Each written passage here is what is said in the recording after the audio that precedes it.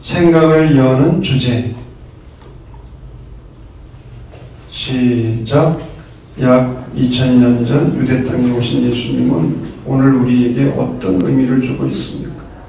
예수님이 하나님의 아들로서 이 세상에 오셨다는 것은 인류에게 어떤 의미를 주고 있습니까?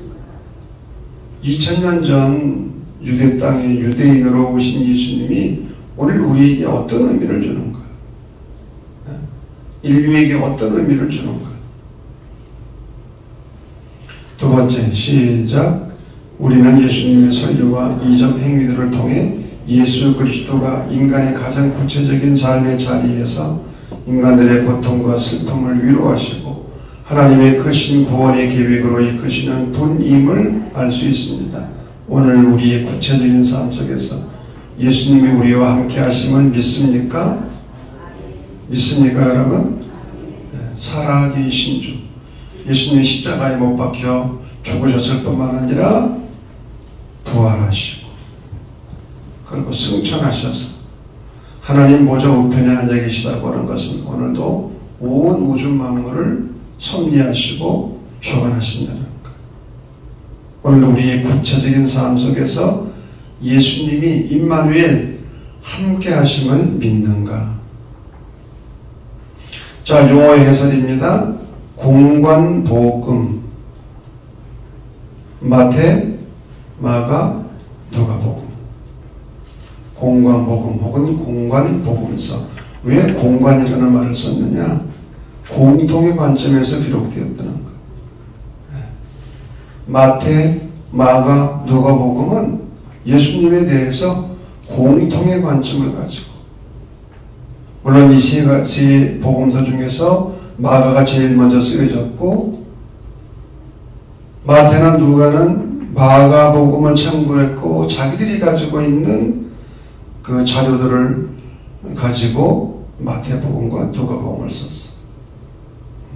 그것을 우리는 Q자료라고 그래요. Q자료. 잘 모르니까. 마태의 Q자료, 누가의 Q자료. 각각 자기들의 자료를 가지고 마가복음을 참고해서 마가복음을 쓰고 누가복음을 쓴 거예요.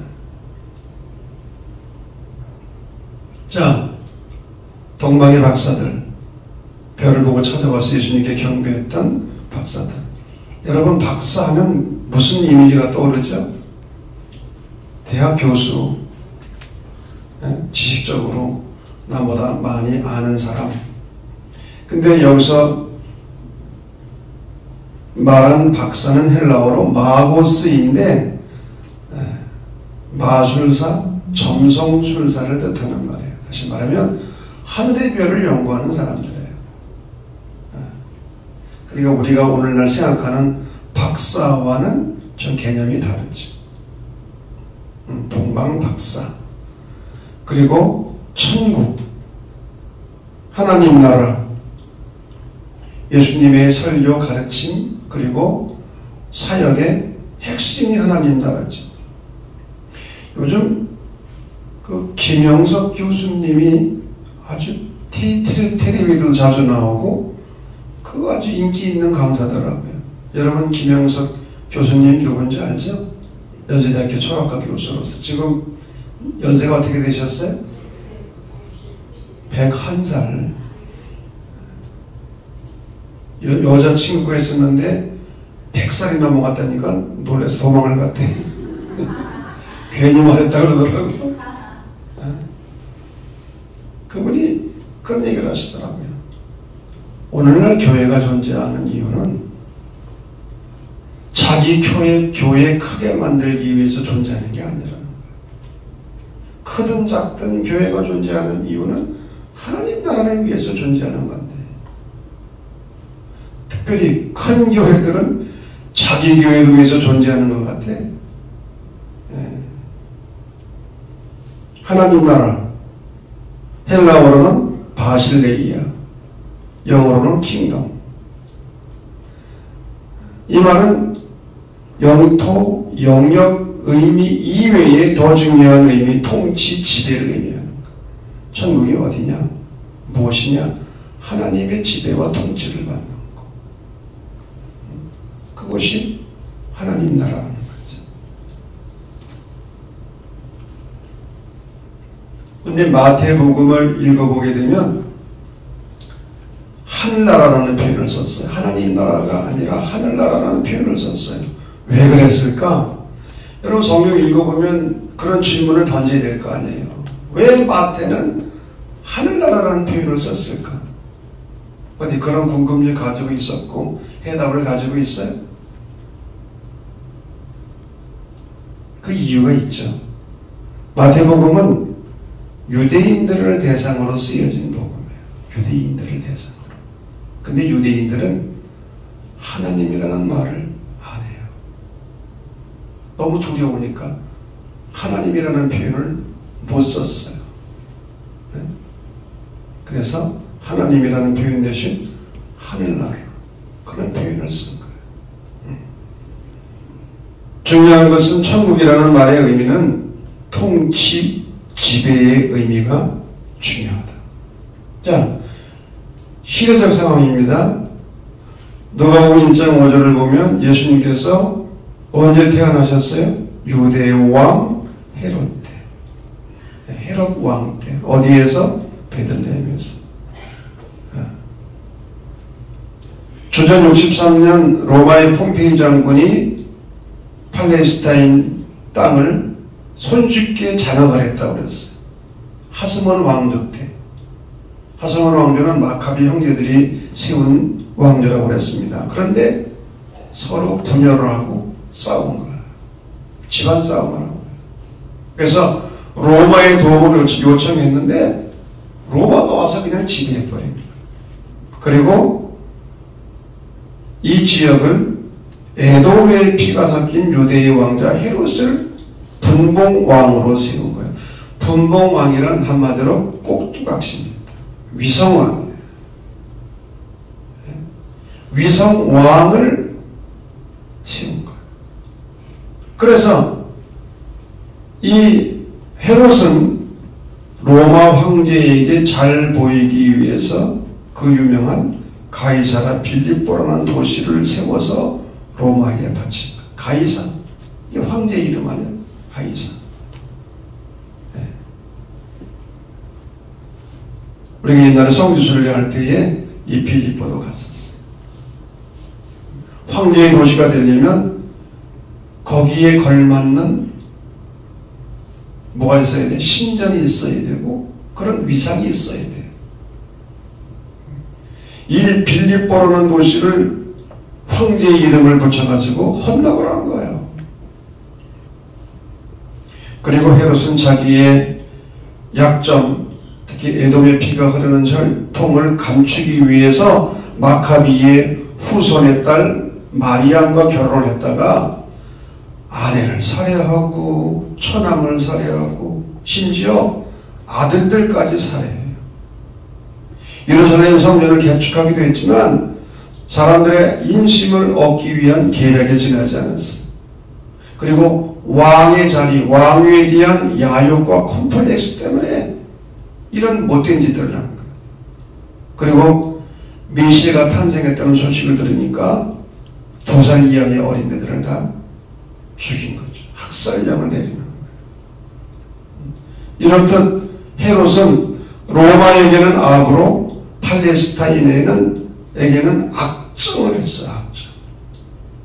그래서 이 헤롯 왕 때의 백성들은 그야말로 누가복음 1장 79절에 있는 말씀처럼 어둠과 죽음의 그늘에 앉아있는 자들이었어요.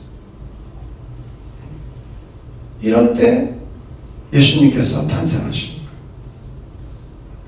우리가 마가복음을 크게 두 부분으로 나눌 수가 있습니다. 1장에서 9장, 10장에서 15장까지. 전반부는 갈릴리를 중심으로 하는 예수님의 사역이 나옵니다. 순환 이전. 그리고 10장부터는 예루살렘을 향하여 올라가시고 그리고 순환과 부활 사건이 기록되어 있는 거예요. 그래서 오늘 첫 번째 예수님의 생애 첫 번째이고 두 번째 다음 시간에 다루게 되어 있습니다. 자, 말씀의 해석으로 들어갑니다. 예수 그리스도의 탄생과 소년 시절, 예수님의 탄생 이야기 속에서 중요한 것은 성령에 의한 잉태라는 것. 성령에 의한 잉태다. 예수님께서 이 땅에 탄생하신 이 사건은 그냥 우연히 된 사건이 아니라 수많은 구약 예언의 성취라는 것. 구약 성경은 여러 군데에서 메시아가 탄생할 것을 예고했어요. 특별히 이사야서에 가장 많이 들어있죠. 근데 예수님께서 성령에 의해서 잉태되고 탄생하셨다. 무엇을 강조하는 거냐? 수많은 지식인들이 성경을 읽다 여기 걸러놓은 거죠. 어떻게 처녀가 아들을 낳을 수가 있느냐? 이 성령이 강조하고 있는 것은 예수님은 신성과 인성을 겸비한 분임을 강조하는 거예요. 예수님은 인간의 아들이면서 동시에 하나님의 아들이에요. 그러려면 성령에 의한 잉태해야 되는 거죠. 예수님의 신성과 인성을 강조하는 성경입니다. 그리고 예수님이 탄생하신 장소는 우리가 잘 아는 대로 어디? 마구간 말고요. 가장 낮고 천한 자리. 이 마구간 말고유는 사람의 자리가 아니라 짐승의 자리입니다. 더 이상 내려갈래야 내려갈 수 없는 자리예요. 예수님은 가장 낮은 곳에 오십니다. 그리고 예수님이 낮아지신 하방의 길, 낮아짐의 길은 동시에 우리가 하나님께로 올라가는 상승의 길이기도 해요. 무슨 말씀인지 알아요? 하나님께 나아가는 길이 어떤 길이냐? 끊임없이 자기를 낮추는 길. 예수님처럼. 예수님께서 당신 자신을 가장 낮추셨을 때 하나님은 예수님을 가장 높이셨어요. 하나님께 나아가는 영성의 길은 끊임없이 자기를 낮추는 길.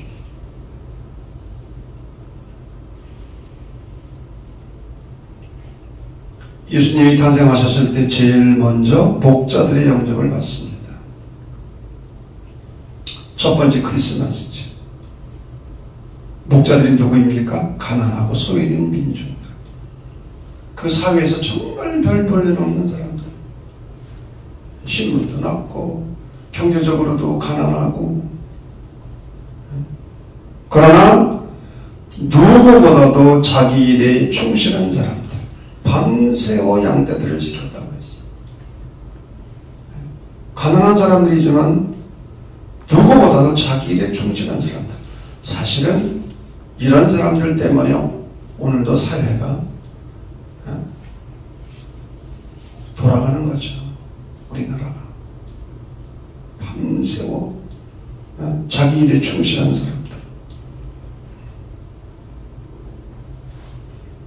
자, 동방의 박사들이 와서 경배합니다. 아까도 말씀했습니다만 하늘의 별을 연구하던 사람들. 근데 이 동방의 박사들이 헤로데에게 와서 뭐라고 질문하죠? 왕으로 오신 이가 어디 계시냐? 왕으로 오신. 그래서 마태복음은 왕으로 오신 예수님을 강조하고 있어요. 왕으로 오신 예수님. 그래서 마태복음의 별명이 뭐라고 그랬죠? 짐승에 비유하면 사자복음입니다. 왕으로 오신 예수님. 이 동방의 박사들은 대단한 사람들이에요. 하늘의 별을 연구하고 진리의 별을 찾은 사람들. 메시아를 만나기 위해서 값비싼 대가를 지불했어요. 그 먼 길을, 수천 킬로가 되는 길을 황금과 유향과 모래개라는 예물을 가지고 와서 예수님께 경배하고, 헤롯 왕이 메시아를 만나면 좀 가르쳐달라. 근데 헤롯의 말을 거부하고 다른 길로 돌아갔다. 성경 보세요. 다른 길로. 다른 길은 굴러 들어온 떡을 차버린 길이에요. 그래서 헤롯 왕에게 고자질했으면 상을 받았을지도 몰라. 그런데 천사의 지시를 따라서 다른 길, 손해나는 길, 좁은 길, 어려운 길, 다른 길을 간 사람들. 자, 예수님은 태어나시고 정결 예식을 행하시죠. 난지 8일 만에 할례를 받으시고, 그런데 성전에 올라갔다가 시므온과 안나의 영접을 받습니다. 시므온과 안나가 누구냐? 메시아를 기다리는 사람들이에요. 성전을 떠나지 않고 기도하면서. 특별히 안나는 결혼한 지 얼마 되지 않은 남편이 잃고 혼자 과부 생활을 했잖아요. 수십 년 동안. 나이가 86세로 나왔나요? 성경에? 한평생 이들은 기도하고 경건한 모습으로 메시아를 기다린 거예요. 그러니까 예수님을 한눈에 알아본 거지. 기다림이 없는데 어떻게 알아봅니까?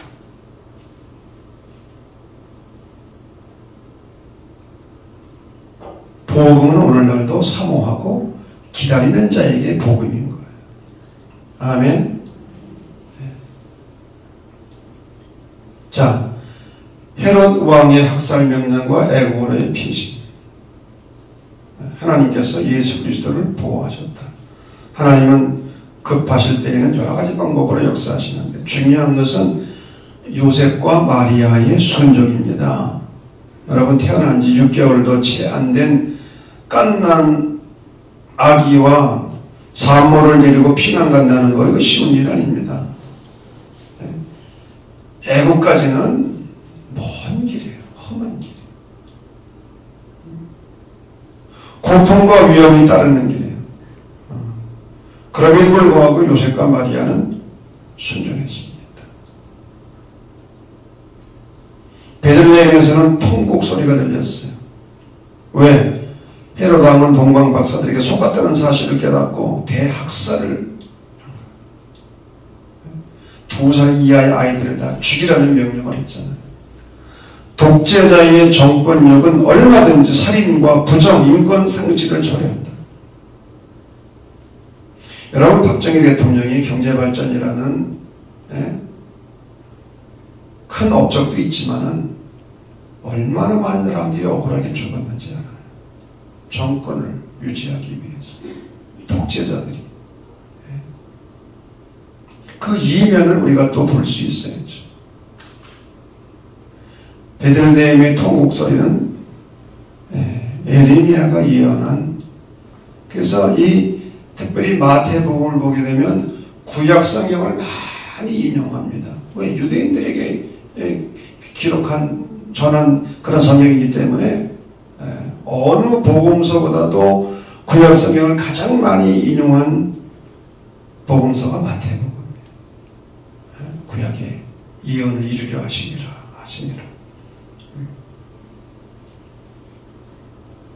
예수님은 애굽에서 피난 생활을 하다가 나사렛으로 돌아오시게 되죠. 그래서 나사렛 예수님의 고향과 같은 것, 예수님이 어린 시절을 보낸 곳. 이 나사렛은 정말 조용하고 작은 동네예요. 그 당시 200여 명의 가난한 민중들이 살던 곳입니다. 가난한 민중들이 살던 것. 이것도 구약 예언의 성취지. 예수님이 12살에 예루살렘에 올라갔는데 성전에 가서 부모들이 예수를 잃어버리는 거야. 예수를. 누가복음 2장에 보게 됩니다. 예수를 잃어버려요. 아들을 잃어버려요. 그 이유가 뭡니까? 두 가지요. 무관심이에요. 관심이 없는 거야. 착각했어. 돈 앞에 가고 자식은 뒤에 가는데 또 따라오는 줄로 착각을 했어. 성경 보세요. 착각했다고 그랬어. 어떻게 됐어요? 결과 근심하고 아들을 잃어버렸으니 12살짜리를 염려하고 방황하고 헛걸음. 여러분, 예수 잃어버린 삶은 헛수고입니다. 아멘은 안 해도 그래요. 예수 잃어버리면 헛수고지. 어떻게 찾았어요? 돌이켰어요. 방향을 전환했어요. 어디서 찾았어요? 예루살렘 성전에서. 오늘날 잃어버린 예수를 어디서 찾습니까? 교회에서 찾는 거예요. 아멘? 교회에서 찾는 거예요. 교회에서. 그래서 우리가 성경도 배우고 모이는 거죠.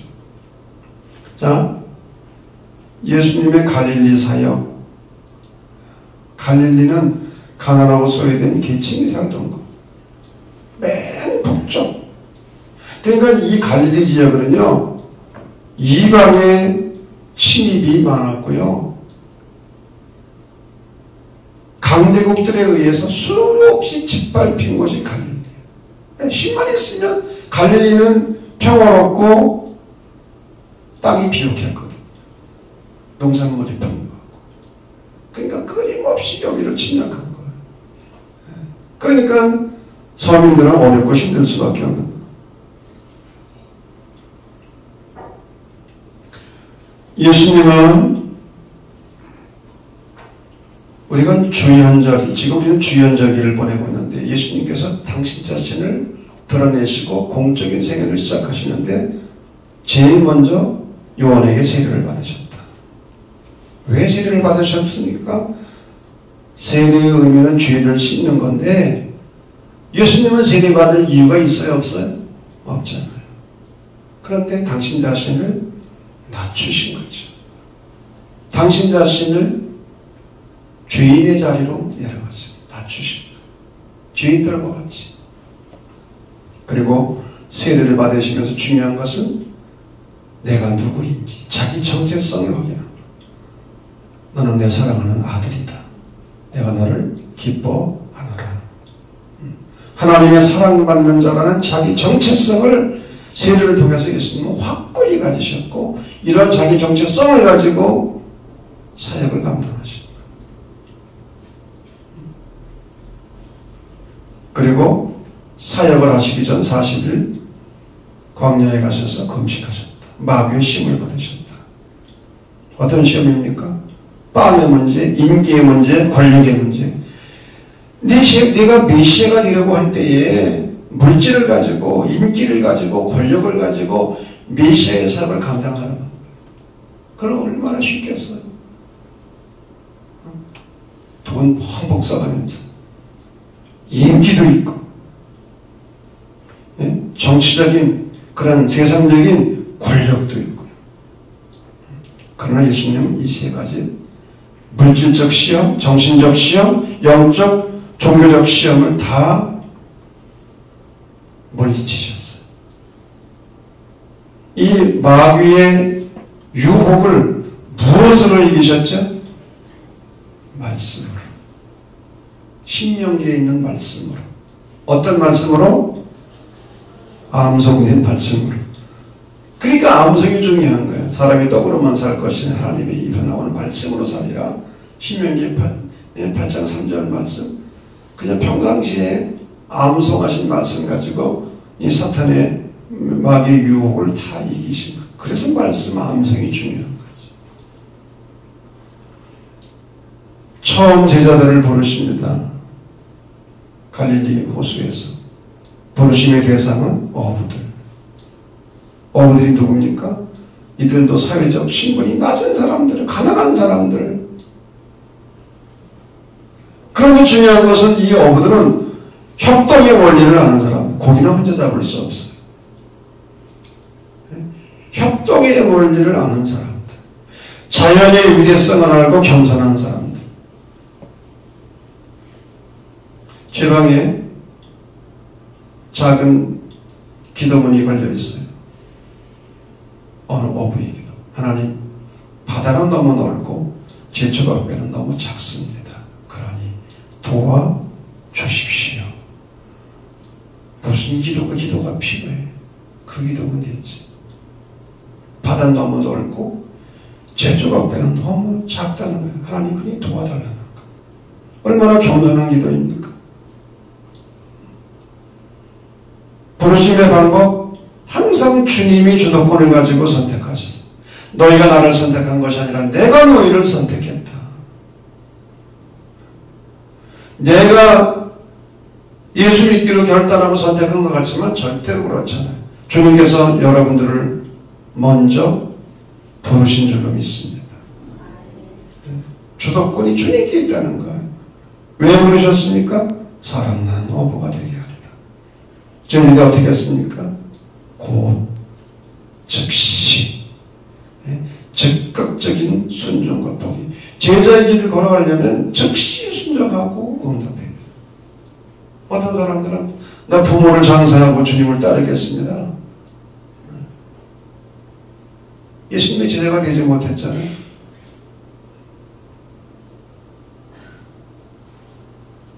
자, 예수님의 3대 사역, 티칭, 프리칭, 그리고 힐링입니다. 치유 사역, 가르침. 예수님은 위대한 스승이셨어요. 가르치시고 천국 복음을 전파하시고 프리칭. 예수님은 특별히 비유를, 패러블이라고 하는 비유를 많이 사용하셨는데, 이 비유라는 말의 의미는 뭐냐? 파라볼레, 옆에, 곁에, 가까이 놓다, 두다, 나란히 하다. 여러분,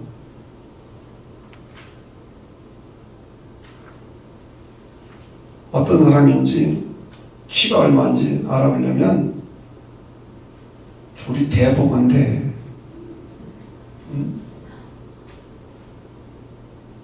이인용 장로하고 우리 최장계 장로 두 사람 누가 큰가 하기는 대보면 알지. 둘이서 보면 대보면 알아. 이 비유라는 말이 대비시킨다는 거예요. 비교한다는 거예요. 왜 예수님이 비유를 사용하셨어요? 어려운 진리를 쉽게 설명하기 위해서, 또 스스로 깨닫도록 하기 위해서. 예수님은 사역의 거의 3분의 1이 치유입니다. 병자들을 고치시는 일을 하셨는데, 예수님이 병자들을 고치시면서 꼭 하신 말씀이 있어요. 네 죄가 사함을 받았느니라. 여러분, 유대교는 수많은 죄인들을 생산했다고 그랬어요. 가난해도 죄인이고, 율법을 지키지 않아도 죄인이고, 심지어는 병들어도 죄인이고 장애인이 되어도 죄인이야. 하나님의 저주를 받아서 그렇다는 거예요. 이게 유대교의 관점이에요. 유대교. 그러니까 예수님 그 당시에는 수많은 죄인들이 있었던 거예요. 유대교에 의해서. 안식일을 지키지 못하는 사람들 죄인이에요. 율법을 어겼으니까. 여러분, 내가 몸이 아프고 심지어 장애로 태어난 것도 억울하고 힘든데 하나님께로부터 버림받았다. 네 죄값이다. 그렇게 해석한다면 이게 얼마나 사람을 죽이는 일이겠어. 그런데 예수님은 절대 그렇지 않다. 병을 고쳐주시면서 네 죄 사함을 받았느니라. 죄로부터 자유와 해방을 시켜주셨다는 거예요. 수고하고 무거운 짐진 자들아 다 내게로 오라.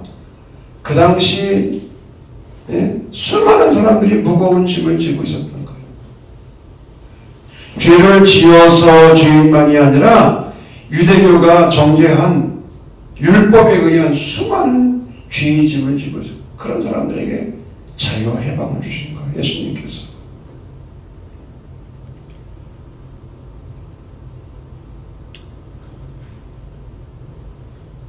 예수님께서 세 번째 단락입니다. 예루살렘으로 여행을 하십니다. 여행이 아니라 고난의 길, 십자가의 길을 걸어가시는 거죠.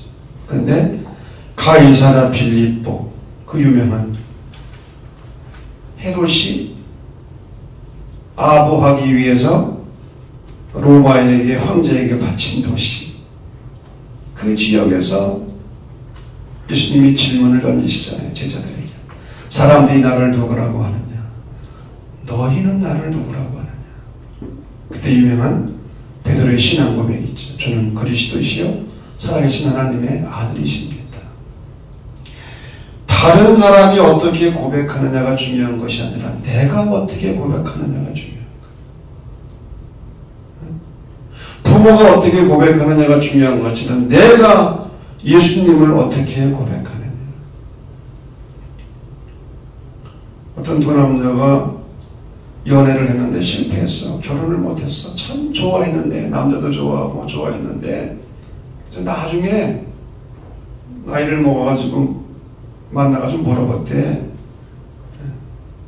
왜, 여자보고 남자가 물어봤대요. 왜 떠났냐 그랬더니 둘이 호수에 데이트를 했는데 남자가 사랑은 호수와 같고 사랑은 달빛과 같고 하면서 사랑을 정의한 거야. 근데 여자가 기다린 건 뭐예요?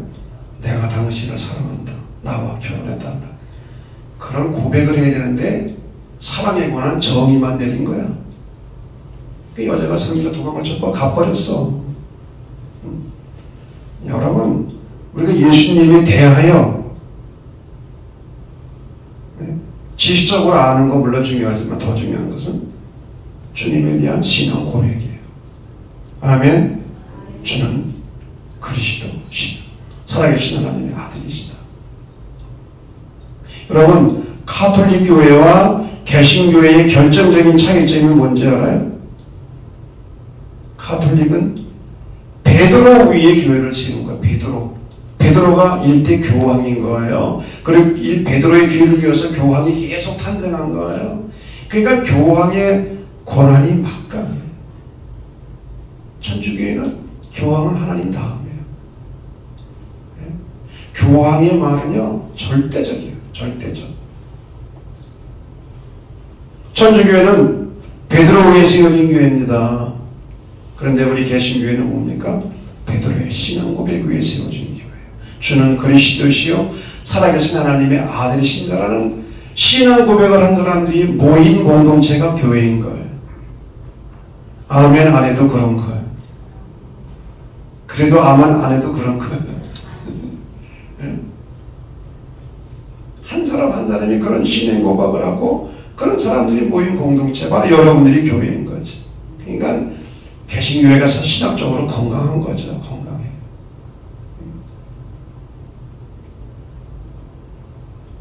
예수님은 이런 신앙 고백을 들으시고 기뻐하셨을 뿐만 아니라 십자가와 부활을 예고하셨어요. 십자가와 부활. 그러니까 베드로가 주님 절대 안 됩니다. 십자가 지시면 절대 안 됩니다. 말렸잖아요. 그러니까 예수님이 뭐라고 하셨어요? 사탄아, 네 뒤로 물러가라. 너는 하나님의 일은 생각지 아니하고 뭐만 생각한다고? 사람이. 여러분, 이사야 53장에 나오는 고난받는 종의 모습이 바로 메시아의 모습이고 예수님이 걸어가신 모습이고 오늘날 그리스도인들이 걸어가야 될 모습인 거죠. 마가복음 9장을 보면 예수님이 변화산에 올라가서 변모하십니다.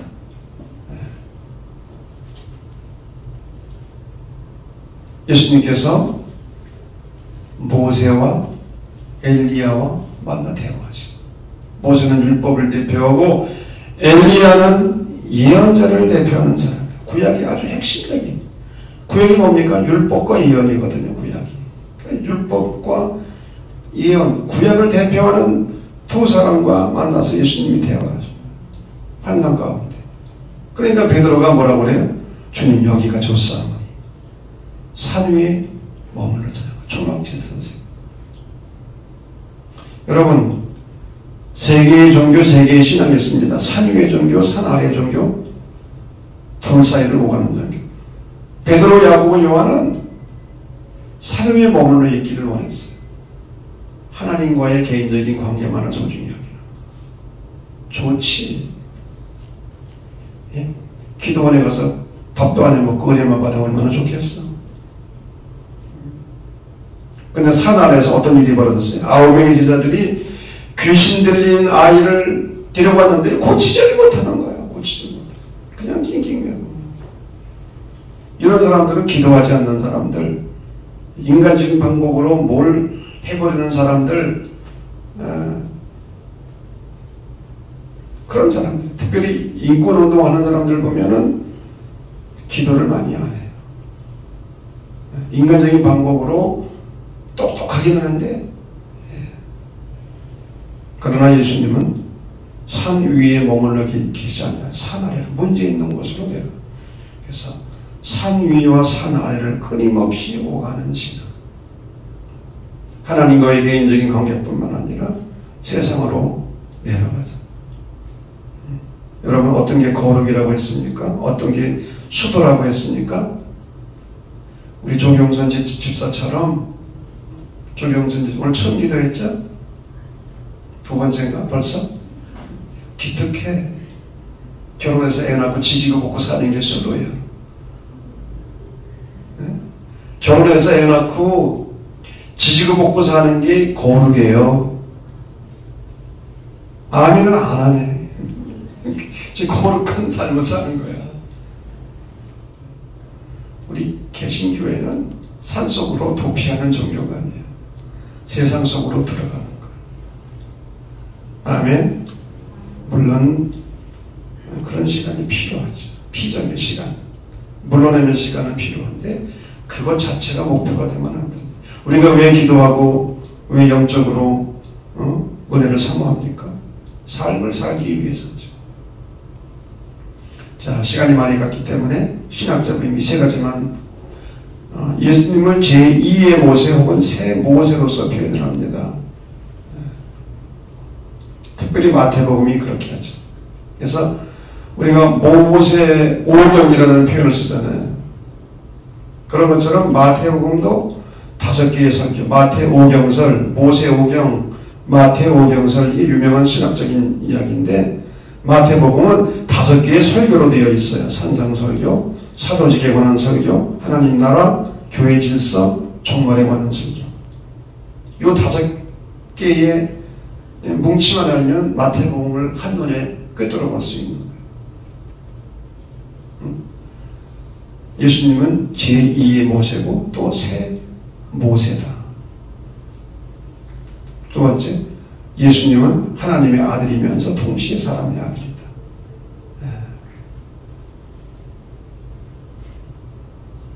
이게 공관복음의 중심 주제 중에 하나예요. 예수님이 누군가라는 질문. 사실은 이게 기독론 논쟁인데요. 초대교회 때 이거 가지고 200년 동안 논쟁을 벌여요. 예수님이 누구냐. 200년 동안 논쟁을 하고 고민을 하고 연구하고 얻은 결론, 예수님은 참 신이고 참 아들이다. 참 인간이다. 여기에서 벗어나면 이단이 되는 거예요. 이단.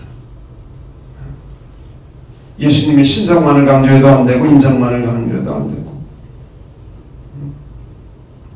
예수님은 하나님의 아들이며 동시에 사람의 아들이다. 이걸 복음서가 이거를 증거해 주는 거예요. 왜? 우리의 구원자가 되시기 위해서. 안 그러면 우리의 구원자가 될 수 없어요. 예수님. 네. 인간이 어떻게 인간을 구원합니까? 예수님이 인성이 없다면 어떻게 그게 영이지 이게 사람입니까? 네.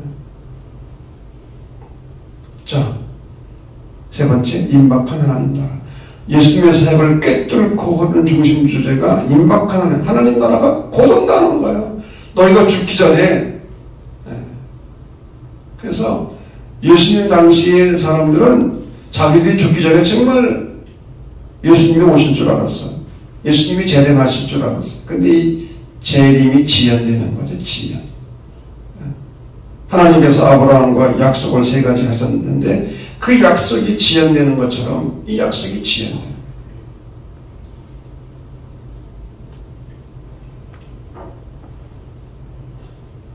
하나님 나라의 의미가 아까 통치의 의미가 있다 그래서 통치, 하나님이 다스리고 지배하는 곳이 하나님 나라다. 그런데 하나님 나라는 어떤 나라인가? 사랑의 나라요, 정의의 나라요, 평화의 나라입니다. 그리고 이 하나님 나라는 죽어서만 가는 것이 아니라 이 땅 위에서 이루어야 할 나라예요. 이 땅 위에서. 예수님이 말씀하신 하나님 나라 비유들을 보세요. 이 땅에서의 삶이 얼마나 소중한지. 이 하나님 나라는 예수님의 오심으로 이미 시작되었고, 이미 시작되었어요. 그리고 현재 진행 중이에요. 그리고 앞으로 완성되어질 나라. 아직은 아니에요. 완성은 아니에요. 영어로 already but not yet. 아직 완성은 아니에요. 우리는 already 이미 구원받았어요. 예수님을 믿음으로 구원받았어요. 그리고 거듭났어요. 영어로 말하면 being이 new being이 된 거예요. 새로운 존재가 된 거예요. being이 new being이 된 거예요. 그러면 new being으로 끝납니까? 아닙니다. becoming입니다. 되어지는 거예요. 하나님의 사람으로 우리는 becoming 되어야 되는 거예요. 아멘. 하나님 나라도 마찬가지. 이미 하나님 나라가 시작되었어요. 현재 진행 중이에요. 앞으로 완성되어져요. 예수님의 재림을 통해서 또 우리 개인들은 죽음을 통해서 구원이 완성되는 거예요.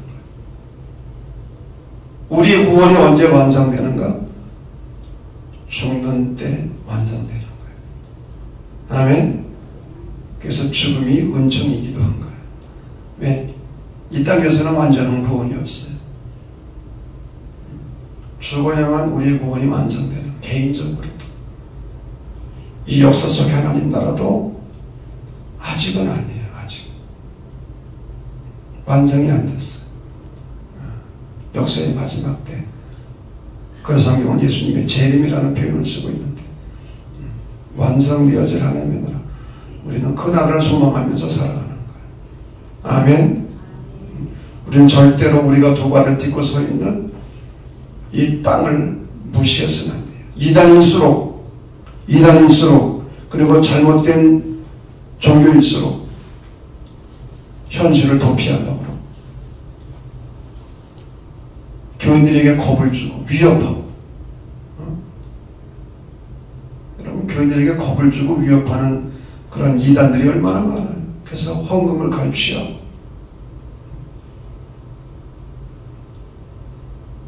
자, 마지막입니다. 성찰 권한은 마지막으로 읽고 말씀 마치겠습니다. 다 같이 시작. 성령이 잉태되어 마리아를 통해 이 땅에 오신 분에게 임마누엘 곧 하나님이 우리와 함께 계시다는 뜻의 이름이 붙여졌다. 따라서 예수 그리스도의 성육신을 통해 우리 인간을 감찰하시는 하나님의 모습이 더욱 뚜렷하게 나타나되겠다. 이와 같은 하나님의 임재는 우리에게 힘과 용기를 주기도 하고 죄를 범하려는 마음을 없애주기도 한다. 그러므로 우리 그리스도인들은 삶의 현장에서 하나님의 임재를 느끼며 담대하고 의로운 삶을 살아야겠다. 우리 가운데 임마누엘 함께 하신다. 이게 우리에게 힘과 용기도 주지만은 다 알아. 하나님께서 다 아신다. 김우양 권사 다 알아. 그러면 우리가 두렵고 떨리는 마음으로 또 살아가는 거지.